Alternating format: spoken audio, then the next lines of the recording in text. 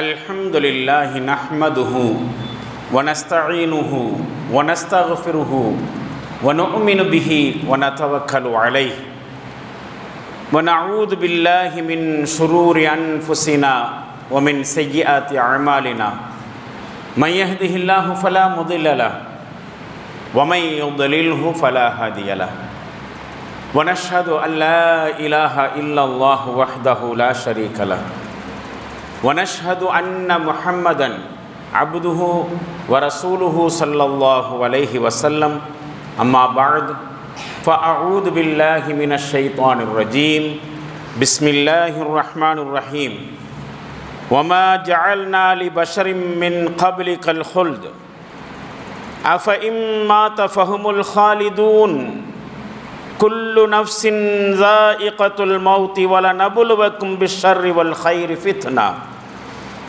وإلينا ترجعون صدق الله العلي العظيم. அகில உலகையும் படைத்து பரிபாலித்து ரட்சிக்கும் அல்லாஹுக்கே எல்லா புகழும் உரித்தானது. சலாத்தும் சலாமும் நபிகளார் ஸல்லல்லாஹு அலைஹி வஸல்லம் அவர்கள் மீதும் அவர்களது குடும்பத்தினர் தோழர் தொடர்ந்தோர் அனைவரின் மீதும் உலகில் உள்ள மோமின்களான நல்லடியார்களான ஆண்கள் பெண்கள் அனைவரின் மீதும் குறிப்பாக அல்லாஹ்வின் அருள் நாடி அவனது இல்லத்திலே ஜுமா தொழுகைக்காக ஒன்று குழுமி இருக்கும் நம் அனைவர் மீதும் என்றும் நின்று நிலவட்டுமாக. கண்ணியத்திற்கும் மரியாதைக்கும் உரிய பெரியோர்களே, இளைஞர்களே, தாய்மார்களே, சகோதரிகளே, நம்முடைய வாழ்க்கையிலே ஏதேனும் துன்பங்கள், துயரங்கள், பிரச்சனைகள், சிக்கல்களை சந்திக்கிற பொழுது அந்த பிரச்சனைகள், சிக்கல்களிலிருந்து விடுபடுவதற்காக பல சிந்தனைகளை நாமே சுயமாக மேற்கொள்வதுண்டு. சில நேரங்களில் நம்முடைய அறிவுக்கும் சிந்தனைகளுக்கும் அந்த பிரச்சனைகளுக்கான தீர்வு எட்டவில்லை என்று சொன்னால் அடுத்தவர்களிடத்திலும் ஆலோசனை கேட்பதுண்டு. அட்வைஸ். சில நேரங்களில் நாம சென்று உபதேசங்களை கேட்கிறோம், ஆலோசனைகளை கேட்கிறோம். சில நேரங்களிலே நாம் விரும்பாமலேயே மற்றவர்கள் நமக்கு சில ஆலோசனைகளை தருவார்கள். இப்படி செய்யுங்க, இந்த பிரச்சனையிலிருந்து ரிலீஸ் ஆகிறதுக்கு அது ஒரு நல்ல ஐடியா என்று மற்றவர்கள் சில நேரங்களில் நமக்கு ஆலோசனை தருவதும் உண்டு. ஆனால் வேறு வகையான சில உபதேசங்களை, ஆலோசனைகளை நாம் யோசித்து பார்ப்பதே இல்லை. அது என்ன வேறு வகையான ஆலோசனை? அதிகபட்சமாக நம்முடைய ஆலோசனைகளும் சிந்தனைகளும் உபதேசங்களும் இந்த உலகியல் ரீதியான வாழ்வியல் பிரச்சனைகளை சுற்றியே இருக்கின்றன. ஆனால் இந்த வாழ்வியல் பிரச்சனைகள் எல்லாவற்றையும் அலசி ஆராய்ந்து அதிலிருந்து விடுபடுவதற்கான தீர்வுகளை எல்லாம் நாம் யோசித்து மற்றவர்கள் நமக்கு ஆலோசனை சொல்லி அதிலிருந்து விடுபடுகிறோம் என்று சொன்னால் அதிகபட்சமாக எல்லாம் துனியா வாழ்க்கையினுடைய இறுதி வரைக்கும் தான். இந்த ஆலோசனைகள் ஏதாவது ஒன்று நம்முடைய மௌத்துக்கு பின்னாடி யூஸ் ஆகும்னு நினைக்கிறீங்களா? மௌத்துக்கு பிறகு பயன்படுகிற மாதிரியான ஏதேனும் ஆலோசனைகளை நாம் செய்கிறோமா, அல்லது மற்றவர்கள் நமக்கு அந்த மாதிரியான ஆலோசனைகளை தருகிறார்களா என்று பார்த்தால் இல்லை. நம்முடைய சிந்தனைகள், ஆய்வுகள், ஆலோசனைகள், உபதேசங்கள் அத்துணையும் உலகியல் சார்ந்தது, உலகியல் பிரச்சனைகள் சார்ந்தது. அதை தாண்டி வேற ஒன்றும் இல்லை. ஆனால் அல்லாஹு ஜல்ல ஷானஹு தஆலா இந்த மனிதர்களுக்கு 2 வகையான உபதேசிகளை தந்திருக்கிறான். அட்வைசர்ஸ், 2 வகையான உபதேசிகள், 2 வகையான ஆலோசனை வழங்கக்கூடியவர்கள். ஒரு ஆலோசனை வழங்கக்கூடியவர் டாக்கிங் அட்வைசர் என்று சொல்லலாம், பேசுகிற ஆலோசகர், உபதேசம் வழங்குபவர். 2வதாக சைலண்ட் அட்வைசர் என்று சொல்லக்கூடிய மௌன அட்வைசர், மௌன உபதேசி அல்லது மௌன ஆலோசனை வழங்குபவர். இந்த 2 ஆலோசகர்களும் அட்வைசர்களும் எந்த நாளிலும் எந்த நேரத்திலும் நம்மோடு சேர்ந்தே இருக்கக்கூடிய 2 பெரும் உபதேசகர்கள், அட்வைசர்கள் என்று சொல்லலாம். நம்மளை விட்டு பிரியவே மாட்டாங்க. நம்முடைய உபதேசங்களுக்கு வேற எங்கேயும் போக வேண்டியதில்லை, நம்ம கூடவே இருக்கிறாங்க என்பது பொருள். வேறு எந்த ஆலோசனைகளும் உபதேசங்களும் அவசியப்படாத அளவுக்கு இந்த 2 உபதேசகர்களும் நம்முடைய வாழ்க்கையை ஒழுங்குபடுத்துவதற்கு, சரி செய்வதற்கு போதுமானவர்கள். வேற எங்கேயும் போகணுங்கிற அவசியம் இல்லை. இந்த பேசுகிற ஆலோசகர், டாக்கிங் அட்வைசர் யாருன்னு கேட்டால் அதுதான் குர்ஆன், திருக்குர்ஆன் ஷரீஃப். இது பேசுகிற ஆலோசகர். நிறைய ஆலோசனைகளை குர்ஆன் சொல்லுது. குர்ஆன் என்கிற அட்வைசரை அல்லாஹ் நமக்கு தந்திருக்கிறான், நம்ம கூடவே தான் வச்சிருக்கிறோம் அதை. ஆனால் இதில் ஒரு வித்தியாசம் இருக்குது. இந்த ஆலோசகர் எழுத்து வடிவில் இருப்பார், நம்ம வாயில் தான் பேசுவார். நம்ம வாயில் தான் அந்த அட்வைசர் பேசுகிறார், நாம் தான் குர்ஆனை ஓதணும். எழுத்து வடிவில் இருக்கக்கூடிய குர்ஆனை நம்ம வாயினால் பேசி நாம் புரிஞ்சிக்க வேண்டிய விஷயம். இப்போ குர்ஆன் ஒரு அட்வைசர், சிறந்த ஆலோசகராக பிரச்சனைகளிலிருந்து விடுபடுவதற்குரிய தீர்வாக தந்திருக்கக்கூடிய ஒரு ஆலோசகர். அல்லது இந்த குர்ஆன் நாம ஓதி நாமளே புரிஞ்சிக்காவிட்டாலும் அடுத்தவர்கள் விளக்கம் சொல்லி நாம் புரிஞ்சுக்கிறோம். அந்த வகையில் குர்ஆன் அடுத்தவங்களோட வாயினால் பேசுது, நம்மள்கிட்ட பேசுது. குர்ஆனுடைய செய்தி நமக்கு ஒரு சிறந்த ஆலோசகர். எப்பொழுதும் நம்மோடு பேசி எப்பொழுதும் நமக்கு உபதேசம் செய்து கொண்டே இருக்கக்கூடிய ஒரு அட்வைசர் குர்ஆன். நீ அடுத்ததாக ஒரு அட்வைசர் இருக்கிறார், சைலண்ட் அட்வைசர்னு சொன்னேன். மௌனமாக இருந்து நமக்கு ஆலோசனை சொல்கிற, உபதேசம் செய்யக்கூடிய அந்த உபதேசி யார் தெரியுமா? அதுதான் மௌத்து, மரணம். மனுஷன் எந்த அளவுக்கு மௌத்தை பற்றி யோசித்து பார்ப்பானோ அந்த அளவுக்கு அந்த மௌத்திலிருந்து படிப்பினை பெறுவான், பாடம் பெறுவான், ஆலோசனை பெறுவான். இந்த உலகத்தில் எப்படி வாழணும், என்ன செய்யணும், என்ன செய்யக்கூடாது, எப்போ செய்யணும், எவ்வளவுக்கு செய்யணும், எல்லாவற்றையும் நமக்கு சிறந்த முறையில் பாடமாக வழங்குவது மௌத்து தான். மௌத்தை விட ஒரு சிறந்த அட்வைசர் வேறு யாருமே இருக்க முடியாது. நபிகளார் ஸல்லல்லாஹு அலைஹி வஸல்லம் அவர்கள் சொன்னார்கள், இன்ன ஹாதிஹில் குலூப தஸ்தஉ கமா யஸ்தவுல் ஹதீஸு இதா அஸாபஹல் மா. இரும்பிலே நீர் பட்டால் எவ்வாறு அந்த இரும்பு துருப்பிடிக்கிறதோ அதே மாதிரி மனிதர்களுடைய இந்த உள்ளங்களும் துருப்பிடிக்கின்றன. மனசு துருப்பிடிக்குமா? துருப்பிடிக்கிறதுனா என்னன்னு தெரியும். ரெஸ்ட், அது ஒரு வகையான அசுத்தம். இரும்பு மேலே நீர் பட்டால், நீர் காற்று பட்டால் அது துருப்பிடிக்கும். அதனுடைய வலிமை குன்றிவிடும் கொஞ்ச நாளில். இரும்பாகவே இருந்தாலும் துரு ஏறிடுச்சுனாக்க பலம் இழந்துடும். நஃப்ஸும் மனசும் அது மாதிரி தான், கல்பும் துருப்பிடிக்கும்னு சொன்னாங்க. சஹாபாக்கள் கேட்டார்கள், யா ரசூலல்லாஹ் வமா ஜலஉஹா. அப்படியானால் அந்த இதயத்தை துருப்பிடிக்கிறது என்று சொன்னால் அந்த இதயத்தினுடைய துருவை நீக்கக்கூடிய சாதனம் எது? மருந்து. இரும்பில் துருப்பிடிச்சானாக்கா மண்ணெண்ணெய் ஊற்றலாம், பெட்ரோல் ஊற்றி க்ளீன் பண்ணலாம், சுரண்டி விடலாம், கொஞ்சம் க்ளீன் ஆகும். மனசில் துருப்பு பிடிச்சானாக்கா அதை நீக்கிறதுக்கான மருந்து எது? நபிகளார் ஸல்லல்லாஹு அலைஹி வஸல்லம் அவர்கள் சொன்னாங்க, 2 வழி இருக்குன்னு சொன்னாங்க. மனசில் துருப்பிடிப்பதை நீக்குவதற்கு 2 வழி. ஒன்று கஸ்ரத்து திக்ருல் மவுத், மரணத்தை அதிகமாக சிந்தனை செய்து பார்ப்பது. மவுத்தை யோசனை பண்ணுங்க, மனசில் இருக்கக்கூடிய அழுக்கு போகும். மனசில் இருக்கக்கூடிய துருவை நீக்கக்கூடிய முதல் மருந்து மரண சிந்தனை, மவுத்தை அதிகமாக யோசித்து பார்ப்பது. 2வது திலாவத்துல் குர்ஆன், குர்ஆனை அதிகமாக ஓதிக்கொண்டிருப்பது. இப்போ எவ்வளவுக்கு மரணத்தை பற்றி யோசிக்கிறோமோ, எவ்வளவுக்கு குர்ஆன் ஓதுகிறோமோ அவ்வளவுக்கு மனசில் இருக்கக்கூடிய அசுத்தம் என்கிற துருவை போக்கக்கூடியது. மனசை சுத்தமாக்கி பக்குவப்படுத்தி பண்படுத்தி மனுஷன் எந்த டார்கெட்டை நோக்கி போகணுமோ அந்த இலக்கை நோக்கி அவனை வழி நடத்திட்டு போகிறதுக்கு இந்த 2 உபதேசிகளும் போதுமானவர்கள். மவுத் என்கிற மௌன உபதேசி, குர்ஆன் என்கிற பேசுகிற உபதேசி. இன்னொரு தடவை நபிகளார் ஸல்லல்லாஹு அலைஹி வஸல்லம் அவர்கள் இதனை வெளிப்படையான வார்த்தைகளை சொன்னாங்க. மனுஷனுக்கு மவுத்தே போதுமான உபதேசி.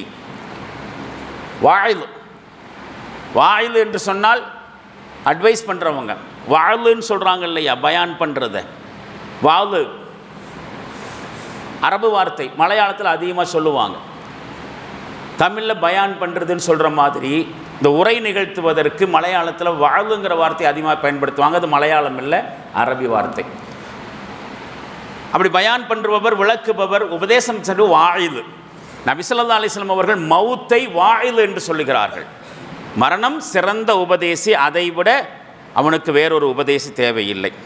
இப்போ மவுத்தை நினச்சி பார்க்கறது ஒரு மனுஷனுக்கு போதுமான பக்குவத்தை, ஒரு பேணுதலை கொடுக்கும். ஹதீஸுடைய கருத்து அதுதான். நம்முடைய வாழ்க்கை அப்படிங்கிறது ஒரு புக்கு மாதிரி. ஒவ்வொரு மனுஷனுடைய வாழ்க்கையும் ஒரு புக்கு மாதிரி. நாம் அந்த புக்கினுடைய கடைசி பக்கத்தை அடிக்கடி படித்து பார்க்கணும். கடைசி பக்கம் என்னது? மவுத்து. மனுஷன் என்கிற புக்கினுடைய கடைசி பக்கம் மவுத்து. அந்த கடைசி பக்கத்தை படித்து முடிக்கிறதோட புக்கு முடியும். சரியா சொன்னா அந்த புத்தகத்தினுடைய முதல் பக்கம் பர்த்து, பிறப்பு. பர்த்து முதல் பக்கம் என்று சொன்னால் மவுத்து கடைசி பக்கம். ஆனால் நம்ம பர்த்தை பற்றி அதிகமாக யோசிக்கிறோம், மவுத்தை பற்றி அதிகமாக யோசிக்கிறது இல்லை. அதை குறித்து ஒரு சில செய்திகளை பின்னாடி நாம் பார்க்கலாம்.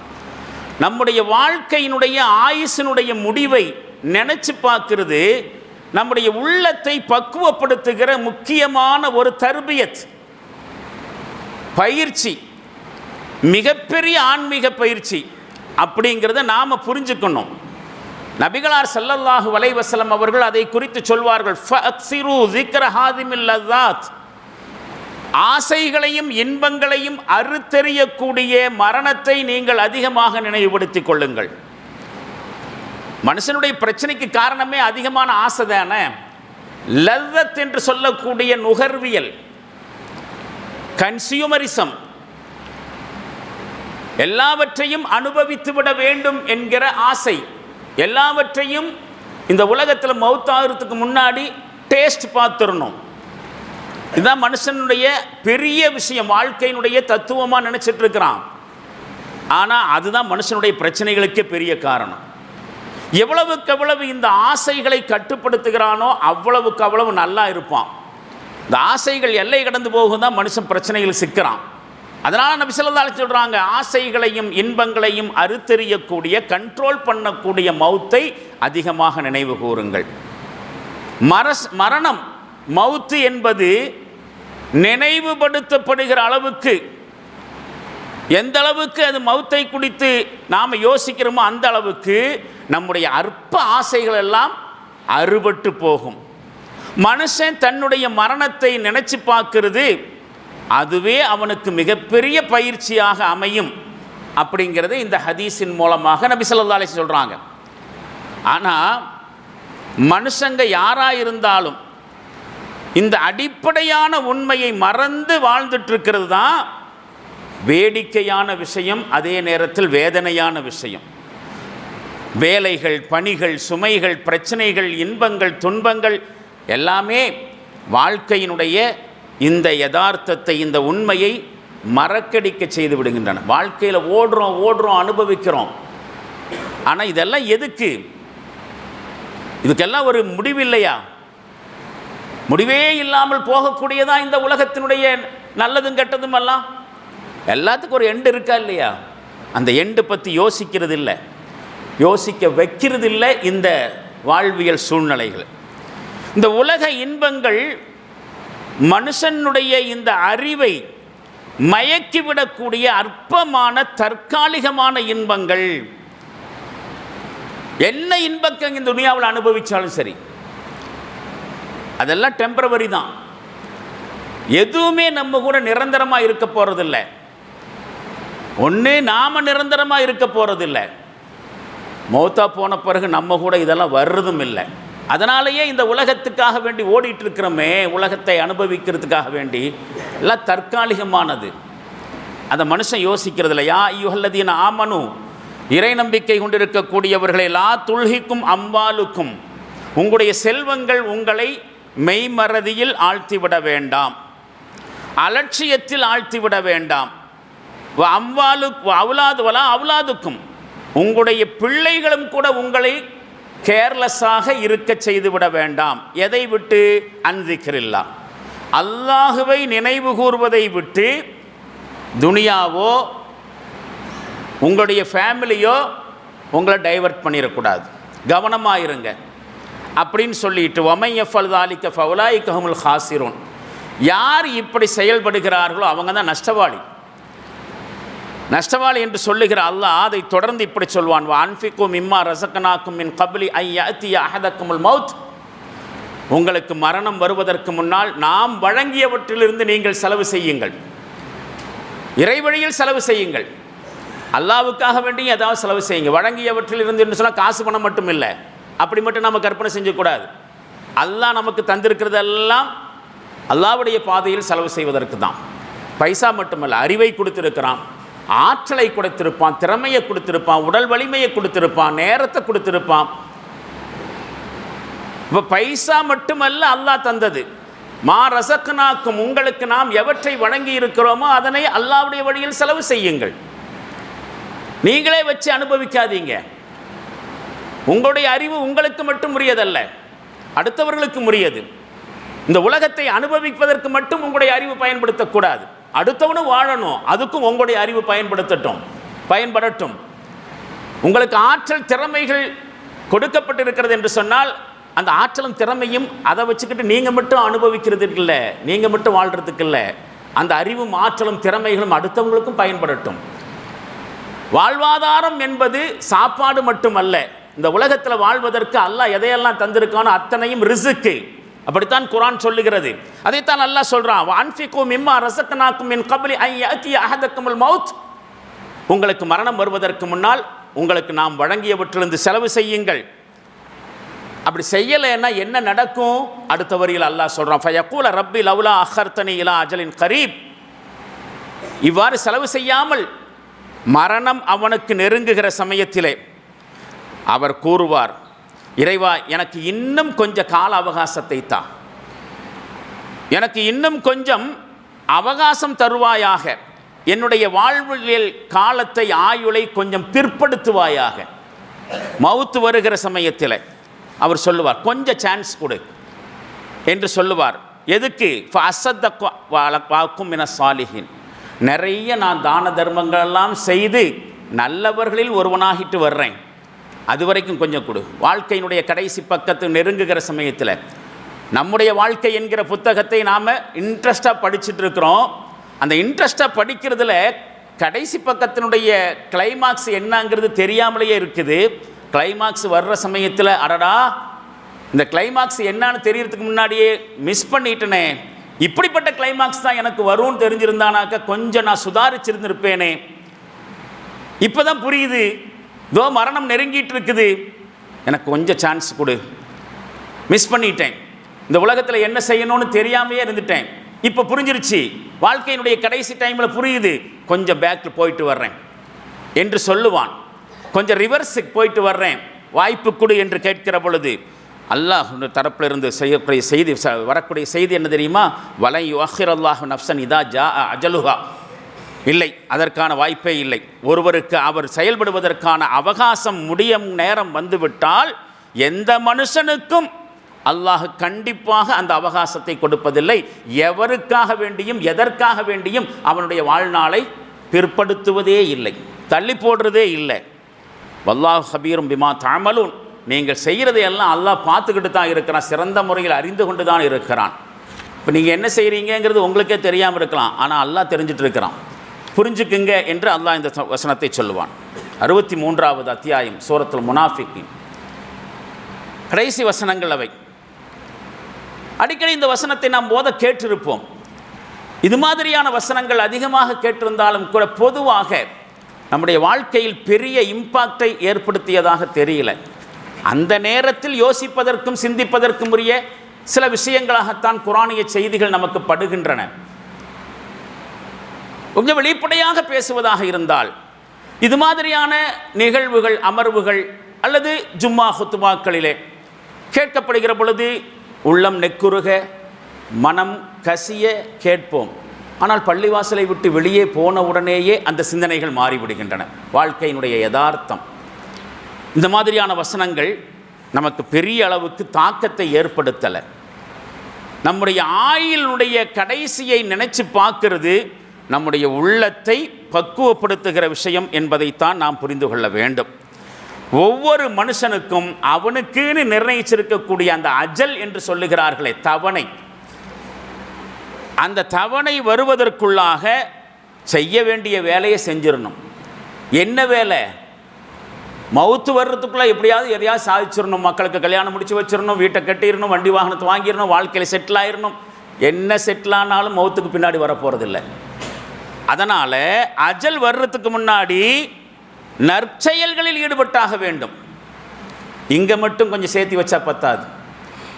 இன்னும் சொல்ல போனால் இங்கே சேர்த்தி வச்சிருக்கு இதுவாக இருந்தாலும் சரி, சல்லி பைசாவுக்கு பிரயோஜனம் இல்லை. மவுத்துக்கு பிறகு சல்லி பைசாவுக்கு பிரயோஜனம் இல்லை. எதையெல்லாம் நற்கர்மங்களில் நாம் செலவு செய்கிறோமோ அதுதான் நம்முடைய மவுத்துக்கு பிறகு. அப்போ அந்த அக்கௌண்ட்லேயும் போட்டு வைக்கணும். மவுத்துக்கு பிறகு செலவு பண்ணுறதுக்கு தேவைப்படும். அல்லாஹ்வுடைய அக்கௌண்ட் ஒன்று இருக்குது, அதில் போட்டு வைக்க வேண்டும் அப்படிங்கிறது தான் இந்த வசனம் நமக்கு சொல்லுகிற செய்தி. அப்போ அந்த நிர்ணயிக்கப்பட்ட அந்த அஜல் இருக்கிறதே, அது வந்துவிட்டால் கண்ணிமைக்கும் நேரம் கூட முற்படுத்தப்படவோ பிற்படுத்தப்படவோ மாட்டாது. தெளிவாக சொல்லியாச்சு. ஆனால் நான் முதல்ல சொன்ன மாதிரி மனுஷங்க தங்களுடைய வாழ்க்கையை பற்றி அக்கறை எடுத்துக்கொள்கிற அளவுக்கு மௌத்தை பற்றி அக்கறை எடுத்துக்கிறதுல யோசிக்கிறது இல்லை. துனியாவை பற்றி யோசிக்கிற அளவுக்கு நாம் சந்திக்க இருக்கக்கூடிய மரணத்தை பற்றி யோசிக்கிறது இல்லை, ஆகிரத்தை பற்றி யோசிக்கிறது இல்லை. அறிவுஜீவிகள், மேதைகள், மார்க்க அறிஞர்கள், பேச்சாளர்கள் இவங்க எல்லாமே பல சமயங்களில் இந்த உலக விவகாரங்களை அலசுகிற அளவுக்கு மனுஷ சமுதாயம் இந்த உலகத்தில் எதிர்நோக்கக்கூடிய பிரச்சனைகளை பற்றியெல்லாம் பேசுகிற அளவுக்கு இந்த மௌத்தை பற்றி அல்லது மௌத்துக்கு பிறகு வரக்கூடிய வாழ்க்கையை பற்றி பொதுவாக அதிகமாக பேசுகிறது இல்லை. பேசினாலும் ரொம்ப ரொம்ப கம்மியாக பேசுகிறார்கள். அதனாலேயே அடிக்கடி மௌத்தை பற்றி பேச வேண்டி இருக்கிறது. சுருக்கம் இதுதான், மௌத்துக்கு நாம் மென்டலி ப்ரிப்பேராக இருக்கணும், மனதளவில் தயாராக இருக்க வேண்டும். நாம் இந்த துனியாவில் என்ன மாதிரியான ப்ரிப்பரேஷனில் ஈடுபடலாம், மனசளவில் எனி டைம் மரணத்தை எதிர்கொள்வதற்கு தயாராக இருக்க வேண்டும். காரணம் என்னன்னு சொன்னால் மௌத்து எப்போ வரும் யார்கிட்டையும் சொல்லிட்டு வர்றது அல்ல. இது இந்த நோயும் சரி மரணமும் சரி வரட்டுமான்னு பர்மிஷனும் கேட்டுட்டு வராது, சொல்லிட்டும் வராது, வரப்போகிறேன்னு சொல்லிட்டும் வராது. எல்லாவற்றையும் அல்லாஹ்வான் மட்டுமே தெளிவாக தெரிந்து கொள்ள முடியும். அதுக்கு எந்த வித்தியாசமும் கிடையாது. மௌத்துக்கு நாம் தான் வித்தியாசம் பார்ப்போம் மனுஷங்கள்கிட்ட. ஐயோ இந்தால் நோயாளி, இவர்கிட்ட இப்படித்தான் அப்ரோச் பண்ணணும், இந்தால் ஆரோக்கியமானவன், இந்தால் அதிகாரி, இந்தால் படித்தவன், இந்தால் பாமரன், இந்தால் ஆலிம்சா, இது ஆம்பளை, இது பொம்பளை, ஐயா இது பெரிய மனுஷன், இது குழந்தை, யார்கிட்ட எப்படி அப்ரோச் பண்ணணும், எப்பொழுது அப்ரோச் பண்ணணும், இதெல்லாம் நாம் பார்ப்போம். இந்த மௌத்துக்கு இந்த வித்தியாசமெல்லாம் இல்லை, எந்த வித்தியாசம் பார்க்காது. நாம் தான் இப்படி பார்க்கணும், நோயாளி, படித்தவன், பாமரன் அப்படின்னு எல்லாம். இந்த மௌத்துக்கு நோயாளியும் கிடையாது, சுகபோகியும் கிடையாது, பலசாலியும் கிடையாது, பலவீனமானவன் கிடையாது, பணக்காரன், ஏழை, படித்தவன், பாமரன், எந்த வேறுபாடுகளும் இல்லை. குழந்தை பருவம், வாலிப பருவம், முதுமை பருவம், எந்த பாகுபாடும் இல்லாமல் வாழ்க்கையினுடைய எந்த சந்தர்ப்பத்திலும் எந்த நிலையிலும் மௌத்து நம்முடைய வீட்டினுடைய கதவை தட்டலாம். எனி டைம் தயாராக இருக்கணும். அது மட்டுமல்ல, மௌத்து இன்ன ரூபத்தில் தான் வரும்னு சொல்ல முடியாது. இந்த ரூபத்தில் தான் வரும்னு தெரிஞ்சாலாவது அந்த வகையிலாவது அதை ஃபேஸ் பண்ண முடியும். தெரியாத ஆக்சிடெண்ட் வடிவத்தில் வரலாம், நோய் வடிவத்தில் வரலாம், தூக்கத்தில் கூட மௌத்து வரலாம், பல வகையில் வரலாம். மௌத்துக்கு பல ரூபங்கள், இப்படி எந்த ரூபத்திலையும் வரலாம். உலகத்தில் எந்த ஒரு விஷயத்திலும் கூட கருத்து வேறுபாடு வரும். ஆனால் இந்த உலகத்தில் பிறந்த ஒவ்வொரு மனுஷனும், ஏன் ஒவ்வொரு ஜீவனும் ஒரு குறிப்பிட்ட காலத்துக்கு பிறகு மௌத்தை சுவைத்தே தீர வேண்டும் அப்படிங்கிறதுல மட்டும் கருத்து வேறுபாடே இல்லை. எல்லாரும் ஏற்றுக்கொண்டிருக்கக்கூடிய பலமான ஒரு உண்மை. இதை குறித்தும் கூட அல்லாஹ் இப்படி எடுத்து சொல்கிறான், வமா ஜஅல்னா லி பஷரின் மின் கபிலிக்கல் ஹுல்த். நபியே, உங்களுக்கு முன்னாலும் இந்த உலகத்தில் எந்த மனுஷனுக்கும் ஒரு நிரந்தர வாழ்க்கையை நாம் தரவில்லை. இந்த உலகத்தில் துனியாவில் நிரந்தரமாக ஒரு ஆள் இருக்கணும்னு சொன்னால் அது யாராக இருக்கணும்? ரசூலுல்லாஹ் தான் இருக்கணும். அவர்கள் தானே தேவை. அந்த காலத்துக்கு மட்டும் இல்லை, இந்த காலத்துக்கும் கூட தேவை தான், எந்த காலத்துக்கும் தேவை தான். ஆனால் அந்த ரசூலுல்லாஹ்வே அல்லாஹ் மௌத்தாக்கிட்டான். அவர்கள் கூட மரணத்திலிருந்து விதிவிலக்கு கொடுக்கப்படலை. அதை அல்லாஹ் சொல்லுகிறான். எப்படி நமக்கு ஞாபகப்படுத்துகிறான், வமா ஜஅல்னா லி பஷரின் மின் கபிலிக்க அல் ஹுல்த். நிரந்தரமான வாழ்க்கையை நபியே உமக்கு முன்னால் யாருக்குமே எந்த மனுஷனுக்கும் கொடுக்கல. இப்போ நீங்கள் மௌத்தாயிருவீங்க. அஃபையும் மித்த ஃபஹுமுல் ஹாலிதூன். அப்படி இருக்க நீங்களே மரணித்து விட்ட பிறகு இந்த உலகத்தில் யாராவது மௌத்தாகாமல் இருக்க முடியுமா? அல்லாஹ் கேட்டுவிட்டு, குல்லு நஃப்ஸின் ஸாயிகத்துல் மௌத். ஒவ்வொரு ஆன்மாவும் மரணத்தை சுவைத்தே தீரும். வநபுலுவக்கும் பிஷ்ஷர்ரி வல் கைரி ஃபித்னா. நல்லது கெட்டதை கொடுத்து உங்களை சோதித்து கொண்டே இருப்போம். இந்த துனியாவில் நல்லது வரும், கெட்டது வரும். இதுவே நிரந்தரம் இல்லை. நல்லது நிரந்தரம் இல்லை, கெட்டது நிரந்தரம் இல்லை. ஒரு சோதனை பொருள், இடைப்பட்ட பொருள். ஆனால் இலைனா துர்ஜஊன், நீங்கள் நம்மள்கிட்ட தான் திரும்பி வர வேண்டி இருக்கிறது. அது நிரந்தரம், அது சத்தியம், அது உண்மை. இந்த உலகத்தில் எதுவுமே உண்மை இல்லை. வரவேண்டியது நம்மிடத்திலே. திருக்குரான் ஷரீஃபிலே சூரத்துல் அன்பியா என்கிற 21வது அத்தியாயத்தில் 34, 35வது வசனத்திலே அல்லாஹ் இதனை சொல்லி காட்டுகிறான். இப்போ ரசூலுல்லாவுக்கே விதிவிலக்கு இல்லை. அவங்கள விட்டு அவங்கள மௌத்தாக்கிட்டு நம்மளை மட்டும் இந்த இடத்துல வச்சிருக்கிறதுக்கு எந்த நியாயமும் இல்லை. மௌத்து கண்டிப்பாக வரும் அப்படிங்கிறதுக்கு ஏதாவது அடையாளம் உண்டோ? பெரிய அடையாளம் தேவையில்லை. துனியாவில் நம்ம பிறந்திருக்கிறோமல்ல, அதுதான் முதல் அடையாளம். பிறந்தா இறந்தே தீருவோம். பிறப்பு என்று ஒன்று இருந்தால் இறப்பு என்று இருக்கும். துவக்கம் என்று இருந்தால் முடிவு என்று ஒன்று இருக்கும். அதுதான் நம்ம மௌத்தா போவோங்கிறதுக்கான முதல் அடையாளம், உறுதியான அடையாளம். பிறந்துட்டோம். இந்த உலகத்தில் பிறந்தவங்க யாரும் இருக்கவே இல்லை, போயிட்டாங்க. அதை விட வேறு என்ன ஆதாரம் வேணும்? வேறு எந்த அடையாளம் வேண்டாம். இந்த நிலைமையில் தான் நம்ம யோசித்து பார்க்க வேண்டிய விஷயம். நான் ஆரம்பத்தில் சொன்ன மாதிரி பர்த்தை பற்றி யோசிக்கிற அளவுக்கு மௌத்தை பற்றி யோசிக்கிறது இல்லையேன்னு சொன்னேன். பல பேர்கள் தங்களுடைய பிறந்த நாளை பெரிய விழாவாக எடுத்து கொண்டாடுவாங்க. ஆனால் மௌத்தா போகிற நாளை பற்றி பேசி கொண்டிருக்கக்கூடிய இந்த சந்தர்ப்பத்தில் அந்த பிறந்த நாளை கொண்டாடுறதை பற்றியும் கொஞ்சம் யோசிக்கணும். பிறந்த நாள் அப்படிங்கிறது சந்தோஷத்துக்குண்டான நாள் இல்லை. சரியாக சொன்னால் அது கவலைப்பட வேண்டிய நாள். டேட் ஆஃப் பர்த் அப்படிங்கிறது சந்தோஷத்துக்குரிய நாள் இல்லை, துக்கப்படுவதற்குரிய நாள். ஒரு ஆளுடைய பிறந்த நாள் சமயத்தில் ஹாப்பி பர்த்டே என்று பிறந்த நாள் வாழ்த்து சொல்கிறதுக்கு பதிலாக சரியாக சொன்னால் அவருக்கு அனுதாபம் தான் தெரிவிக்கணும். அனுதாபம் தான் தெரிவிக்கணும். காரணம் என்னன்னு சொன்னால் அவருடைய வாழ்நாளில் ஒரு வருஷத்தை இழந்துட்டார். ஒரு வருஷத்தை இழந்துட்டார் அப்படிங்கிறது கவலைப்பட வேண்டிய விஷயமா, சந்தோஷப்பட வேண்டிய விஷயமா? நியாயப்படிக்கு அனுதாபப்பட வேண்டிய விஷயம். ஆனால் ஹாப்பி பர்த்டே அப்படின்னு தான் சொல்கிறோம். ஒரு வருஷத்தை போயிட்டாரே அப்படின்னா என்ன அர்த்தம்? வயசெல்லாம் இப்போ சொல்லும் பொழுது எனக்கு இத்தனை வயசாகிடுச்சின்னு சொல்கிறது இல்லை. ஐ ஆம் 16 years old அப்படின்னு தான் சொல்கிறான். 16 வயசுக்காரன் அப்படி தான் சொல்கிறான். அப்படின்னா இந்த 16 வயசத்தில் நான் சாதித்தது என்னங்கிற கேள்வி வேண்டாமா? 16 வயசத்தை நான் முடித்து விட்டிருக்கிறேன், எனக்கு 16 வயசாயிருச்சு இருக்கு அப்படிங்கிறது யோசித்து பார்க்க வேண்டிய விஷயம். அப்போ யோசிக்க வேண்டிய விஷயம், ஒரு வருஷம் போன பிறகு புதிய வருடம் பிறந்த நாள் வருகிறது என்று சொன்னால் வருஷத்தில் வாழ்க்கையில் 365 நாள் நான் இழந்தாச்சின்னு அர்த்தம்.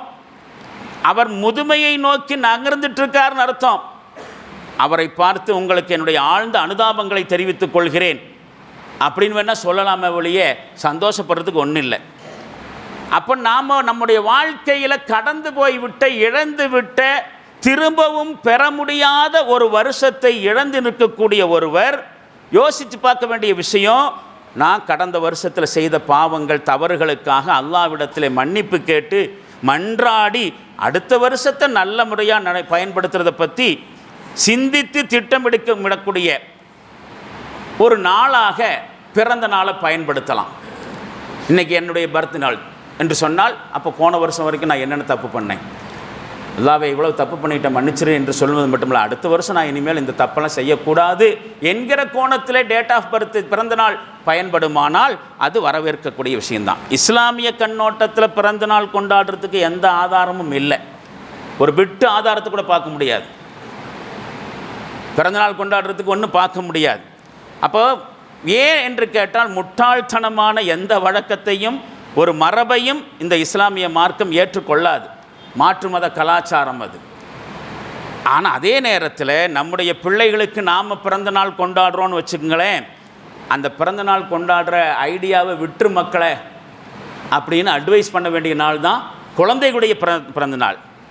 அறிவுரை சொல்ல வேண்டிய நாள். என்னுடைய அன்பு மகனே, என்னுடைய அன்பு மகளே, உனக்காக அல்லாஹ் வரையறுத்திருக்கக்கூடிய வாழ்நாளில் ஒரு வருஷம் முடிஞ்சு போச்சும் அவளை மகனே, கடந்த ஒரு வருஷத்தில் நீ என்னெல்லாம் சாதிச்ச, நீ பிறந்ததனுடைய நோக்கம் என்ன, நீ எங்கே போக போகிற தெரியுமா, இப்போ நீ என்ன செஞ்சிட்ருக்க தெரியுமா, உன்னுடைய உடம்பு, உன்னுடைய அறிவு, உன்னுடைய ஆன்மான்னு ஒன்று இருக்குது, அதையெல்லாம் டெவலப் பண்ணுறதுக்கு நீ என்னென்ன செஞ்சுருக்கிற இது வரைக்கும், அதெல்லாம் மக்கள்கிட்ட கேள்வி கேட்டு அதுக்கு பதிலை சொல்லி கொடுத்து அவங்கள அந்த கோணத்தில் யோசிக்க வச்சு அவங்களே ஒரு செல்ஃப் இஹ்திசாப் என்று சொல்லக்கூடிய சுய மதிப்பீடு செய்கிற அளவுக்கு அந்த நாளை அவர்கள் பயன்படுத்துவார்கள் என்று சொன்னால் அது ஒரு பிறந்த நாளினுடைய சிறந்த ஒரு ஆலோசனையாக இருக்கும். மக்களுக்கு கிஃப்ட் கொடுக்கறது தப்பில்லை, அதோட இந்த ஐடியாவை சேர்த்து கொடுக்கலாம்.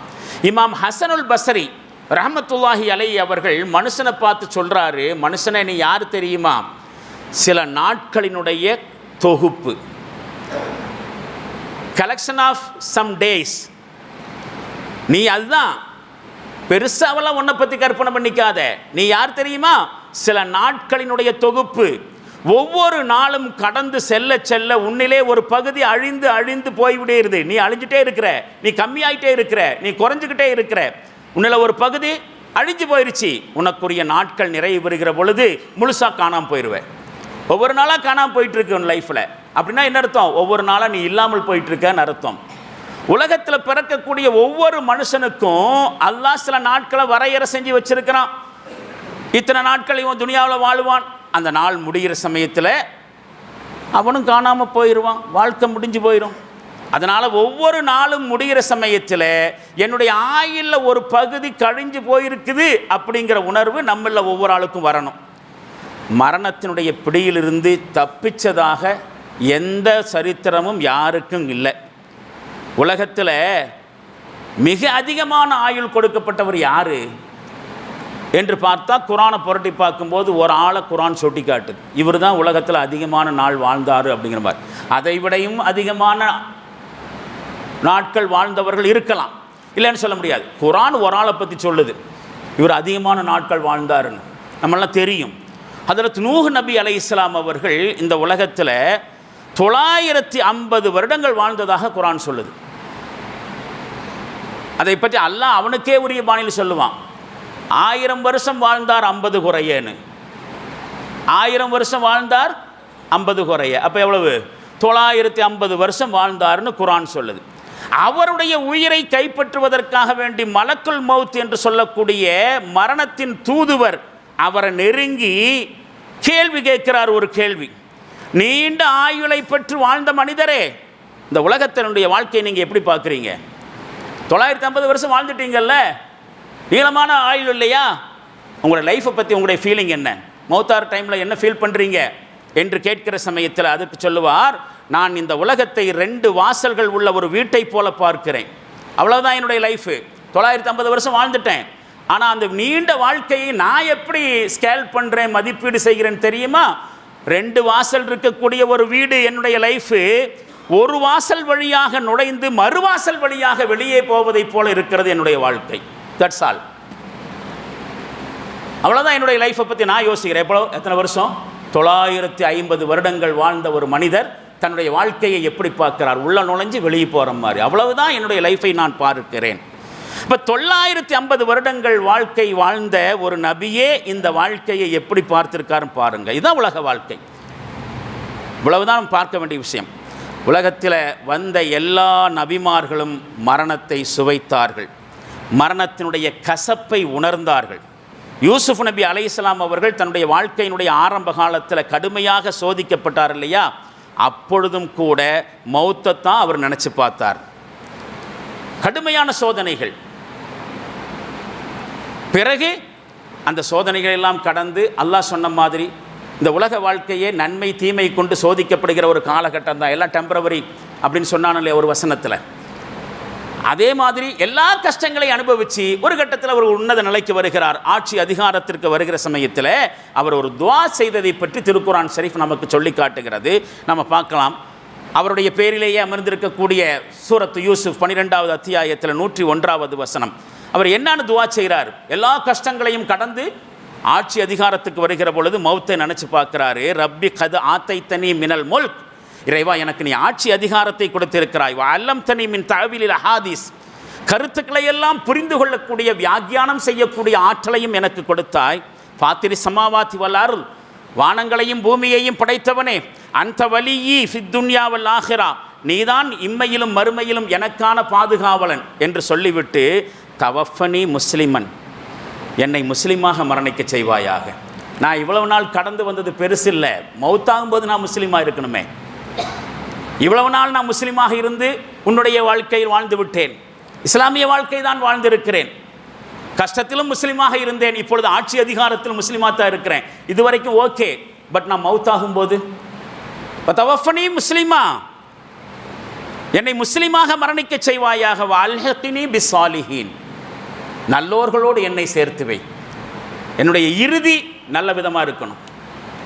நான் வாழ்ந்த வாழ்க்கை எப்படி வேணால் இருக்கலாம், கடைசியில் நான் முஸ்லீமாவது இருக்கணுமா இல்லையா? நல்ல வாழ்க்கை, முஸ்லீமான வாழ்க்கை வாழ்ந்து கடைசி நேரத்தில் இஸ்லாத்துக்கு விரோதமான வாழ்க்கையாக இருந்து விட்டால் அதை விட இழப்பு வேறுன்னு இருக்கிறது. அந்த வாழ்க்கைக்கு என்னதான் அர்த்தம் இருக்கிறது?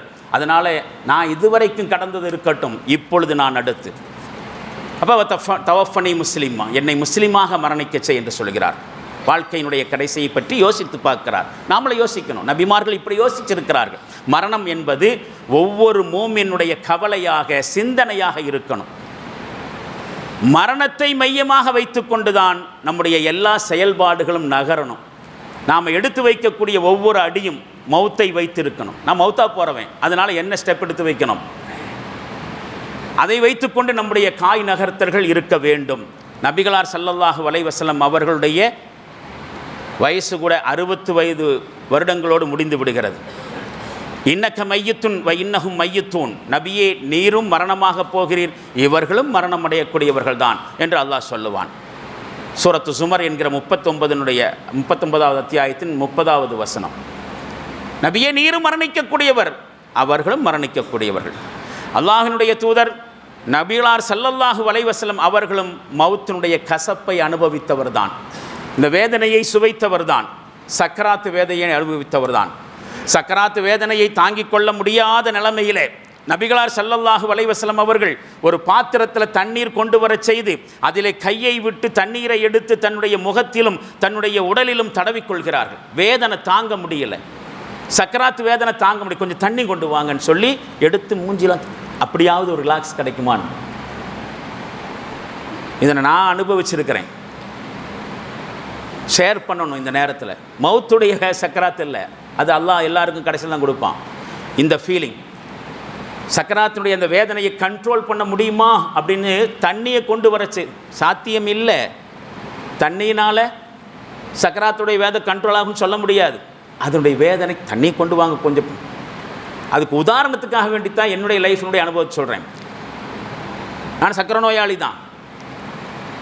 அதனுடைய வேதனை அனுபவிக்கிற கால் கடுத்து போய் எரிஞ்சு மேல் பாதத்தில் மிளகு அரைத்து தேய்க்கிற மாதிரியும் அல்லது காலுக்குள்ளே நெருப்பு எரிகிற மாதிரியான வேதனையை அனுபவிச்சிருக்கும் பொழுது ஃப்ரிட்ஜுக்குள்ளே இருக்கக்கூடிய ஃப்ரீசர்லேருந்து ஐஸ் கட்டி எடுத்து புறப்பாதங்களை தேய்ச்சிக்குவேன். ஒன்றும் ஆகாது, ஏனென்றால் அது உள்ளே வேலை செய்ய வேண்டியது. மேற்புறத்திலேருந்து எந்த நிவாரணம் இல்லை, உள்ள அப்படி எரியிற மாதிரி ஃபீலிங். ஆனாலும் கூட அது அடங்காதா அப்படின்னு சொல்லி ஐஸ் கட்டி எடுத்து மேல் பாதத்திலும் அடிப்பாதத்திலும் தேய்ச்சிக்கிட்டே தூங்குவேன். அதை வைத்து நான் இந்த செய்தியை புரிந்து கொள்ள முடிகிறது. அப்போ சக்கராத்தினுடைய வேதனையை தாங்க முடியாமல் தண்ணீரை கொண்டு வர செய்து தண்ணி எடுத்து முகத்திலையும் உடம்புலையும் தடவி கொண்டிருக்கிற பொழுது அவருடைய ஈரக்குலை தொண்டு என்று சொல்லக்கூடிய ஃபாத்திமா ரலியல்லாஹு அன்ஹா மகள், அவங்களுக்கு அதை பார்த்து சகிக்க முடியலை. தன்னுடைய தந்தை சக்கராத்தினுடைய வேதனையில் அனுபவிக்கக்கூடிய அந்த நிலைமை பார்த்து சகிக்க முடியாமல் வாய்விட்டு அவர் சொல்லுவார், ரஹமத்துல்லில் ஆலமீன், அகில உலகத்திற்கும் கருணையாக அனுப்பிய என்னுடைய தந்தைக்கு இப்படி ஒரு வேதனையா? ஃபாத்திமா நாயகத்தினுடைய வேதனை. இவர் எல்லோருக்கும் ஆசுவாசம், இவர் எல்லோருக்கும் ரஹமத்துல்லில் ஆலமீன், ஆனால் அவர் படுகிற வேதனையை தாங்க முடியலையே என்று ஆதங்கப்படுகிற சமயத்திலே நபிகளார் ஸல்லல்லாஹு அலைஹி வஸல்லம் அவர்கள் படுக்கையில் படுத்தவாறு சொல்லுவார், என தருமை மகளே ஃபாத்திமா, கவலைப்படாத, இன்றோடு உன் தந்தையினுடைய எல்லா கஷ்டங்களும் துன்பங்களும் நீங்கிவிடும், இதுதான் நான் கஷ்டப்படுகிற கடைசி தருணமாக இருக்கும். இப்படித்தான் மகள் ஃபாத்திமாவுக்கு அவங்க ஆறுதல் சொல்கிறாங்க.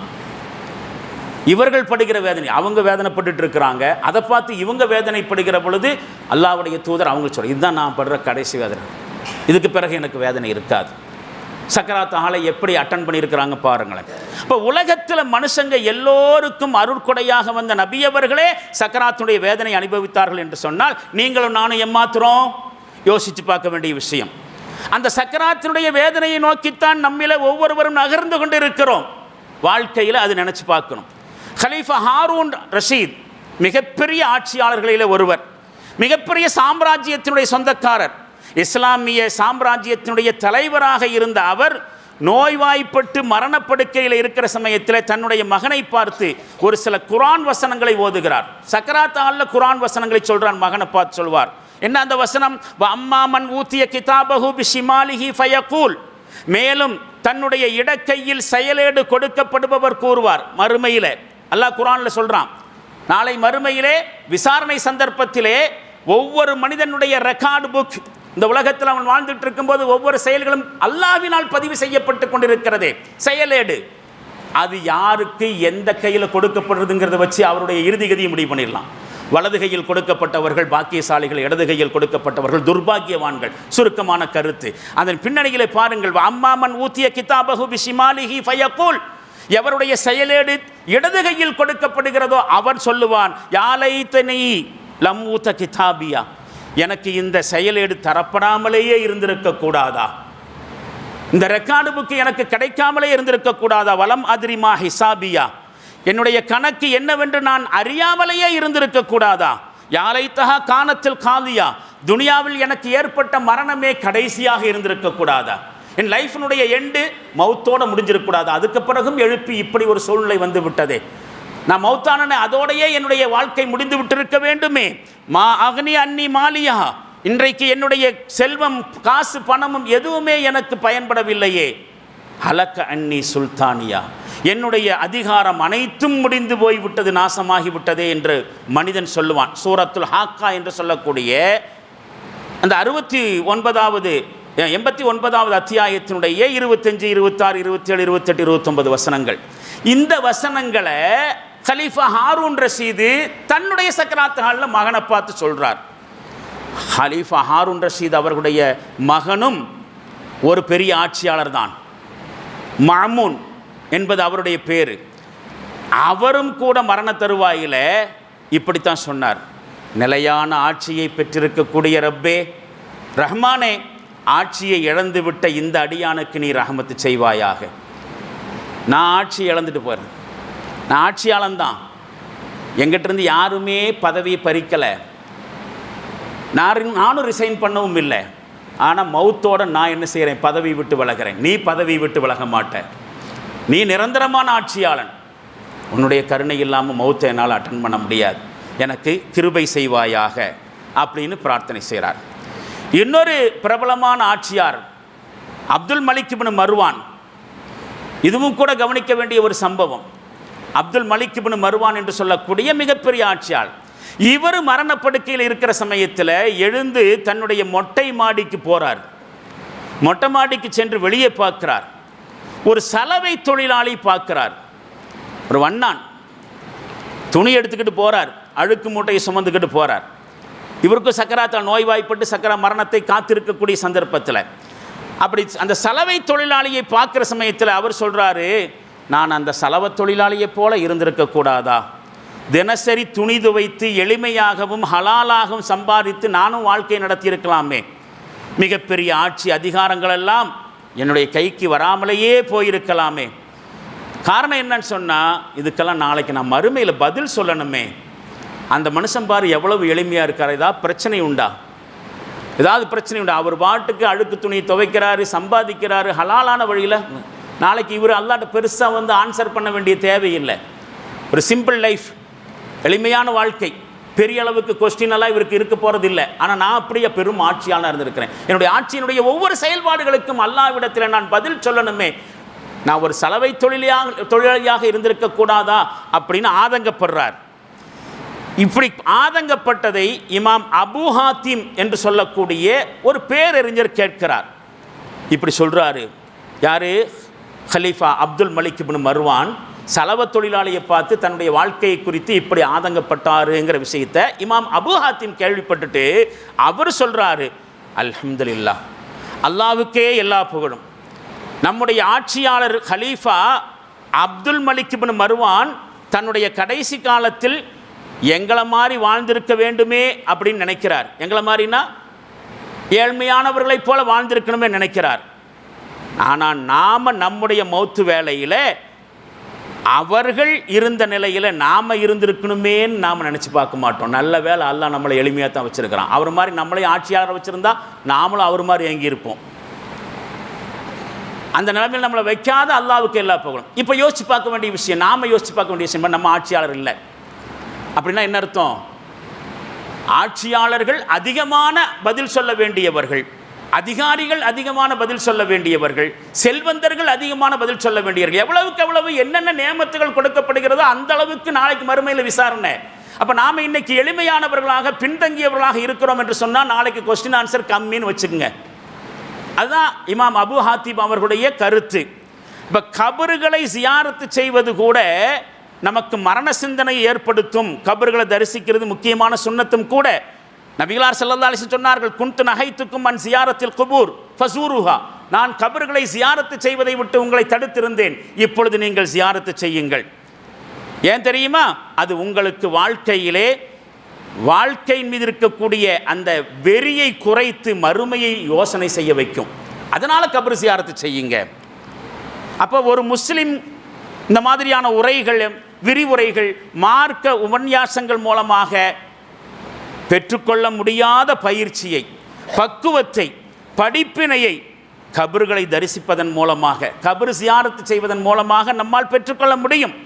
உலகத்தில் ஆண்டான், அடியான், முதலாளி, தொழிலாளி, பணக்காரன், ஏழை என்று பாகுபாடு காட்டியவர்கள், ஏன் ஏற்றத்தாழ்வு கற்பித்து வாழ்ந்தவர்கள் எல்லோரும் கபிரிஸ்தானில், மையவாடியில் எந்த விதமான வேறுபாடும் இல்லாமல் சமத்துவமாக ஒன்று சேர்க்கப்படுகிறார்கள். அங்கு பாகுபாடே இல்லை. உலகத்தில் உண்மையான சமத்துவத்தை பார்க்கணுன்னு சொன்னால் கபிரிஸ்தானுக்கு தான் போகணும். ஏற்றத்தாழ்வு இல்லாத ஒரு சமுதாயம் அங்கே தான் இருந்துட்டு இருக்கிறாங்க, அங்கே தான் போகணும். அதனால் அது ஒரு படிப்பினை. அதிலிருந்து என்ன படிக்கணும்? அப்போ இங்கே எந்த ஏற்றத்தாழ்வும் இல்லாமல் கடைசியில் இப்படித்தான் இருக்க வேண்டிய துனியாவிலையும் நம்ம என்ன செய்யக்கூடாது?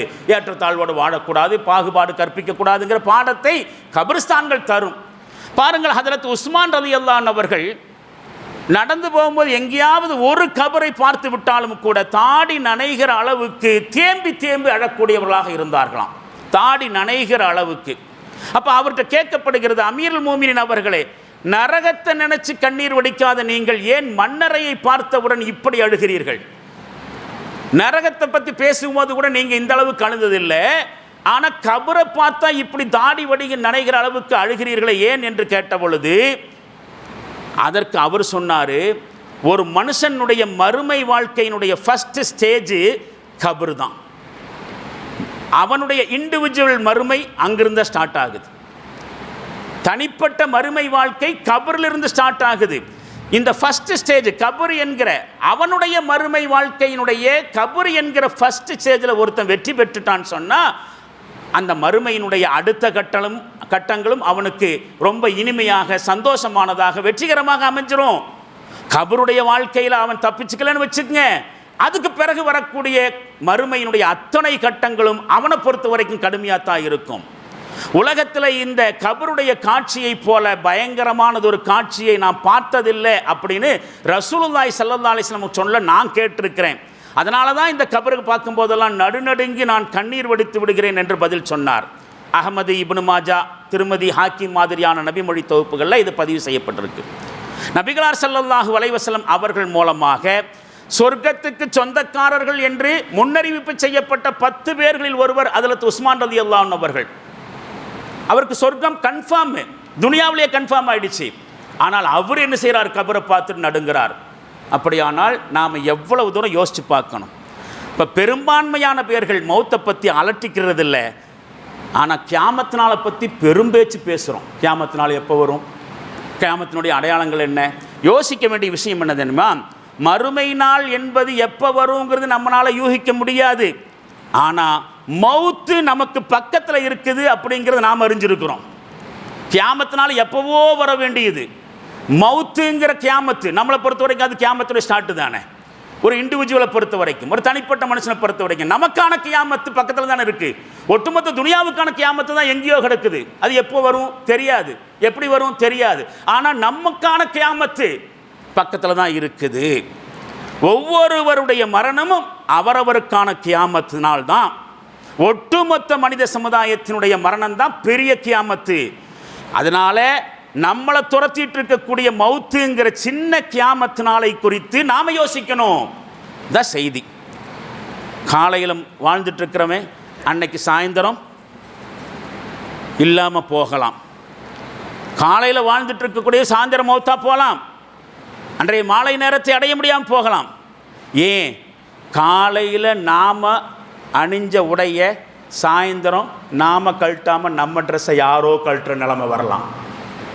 காலையில் நம்ம ட்ரெஸ் போட்டிருப்போம், சாயந்தரம் அந்த ட்ரெஸ்ஸை நாம் தான் கழட்டுமா இல்லை வேறு யாராவது கழட்டி விடுவாங்களா தெரியாது. பக்கத்தில் இருக்கு. காலையில் குளித்து செண்டு பூசிட்டு வீட்டிலிருந்து வெளியே போகக்கூடியவர் சாயந்தரம் வேறொருவரால் குளிப்பாட்டப்படுகிற நிலைமை வரலாம். அதான யதார்த்தம். என்ன உத்தரவாதம் இருக்கிறது?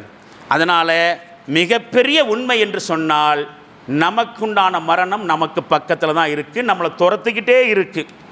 அன்பானவர்களை, யோசித்து பார்க்கக்கூடிய விஷயம். கடைசியாக ஒரு செய்தி, ஒரு ஆயத், ஒரு ஹதீஸோடு நாம் முடிவுக்கு சொல்லலாம். அல்லாஹ் சொல்லுவான், ஐனமா குன்தும் ஐனமா தக்கூனு யுதுரிக்குமுல் மௌத்து வலவ் குன்தும் ஃபீ புரூஜி முஷையதா.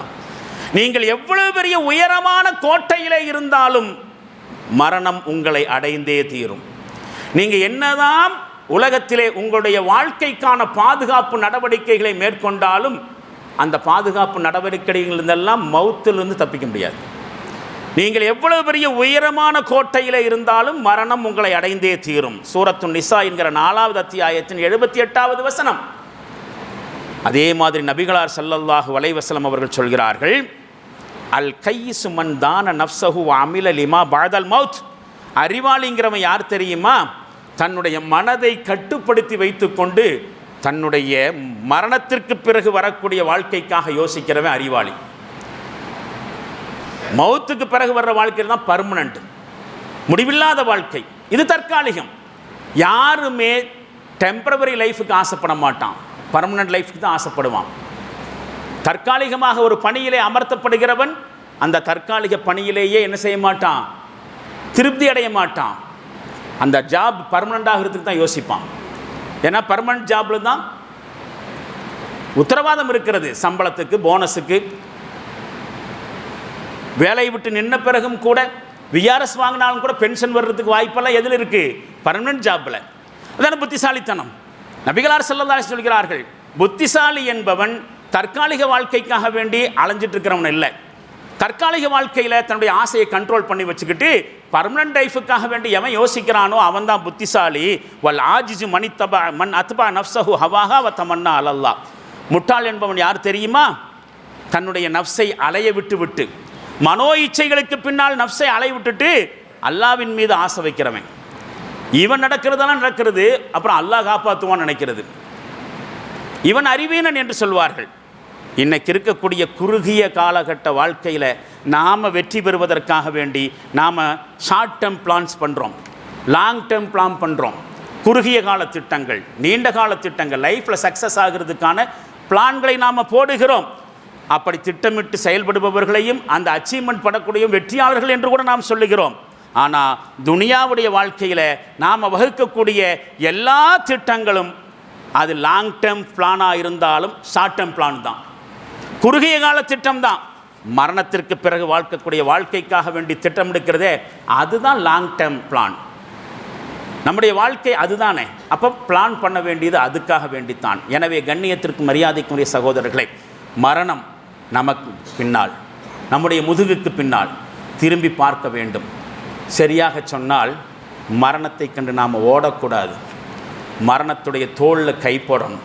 அல்லாஹு ஜல்லஷானஹு தஆலா நம் அனைவர்களுக்கும் ஹலாலான முறையிலே அவன் திருப்திப்படுகிற வாழ்க்கை வாழ்ந்து மரணத்தை எந்த விதமான சஞ்சலமும் கலக்கமும் இல்லாமல் தைரியத்தோடு எதிர்கொள்கிற நல்ல வாழ்க்கையை தந்தருள்வானாக. அந்த மறுமை வாழ்க்கைக்காக வேண்டி நாமும் இங்கே முயற்சி செய்வோமாக. வாஹிர் தாவானா அனில் ஹம்துலில்லாஹி ரப்பில் ஆலமீன். பாரக்கல்லாஹு லனா வலக்கும் ஃபில் குர்ஆனில் அஸீம் வ நஃபஅனா வ இய்யாக்கும் பில் ஆயாத்தி வ ذிக்ரில் ஹக்கீம். இன்னஹு தஆலா ஜவாதுன் கரீமும் மலிக்கும் பர்ரு ரഊஃபுர் ரஹீமுன் வ ரப்புன் ஹலீம்.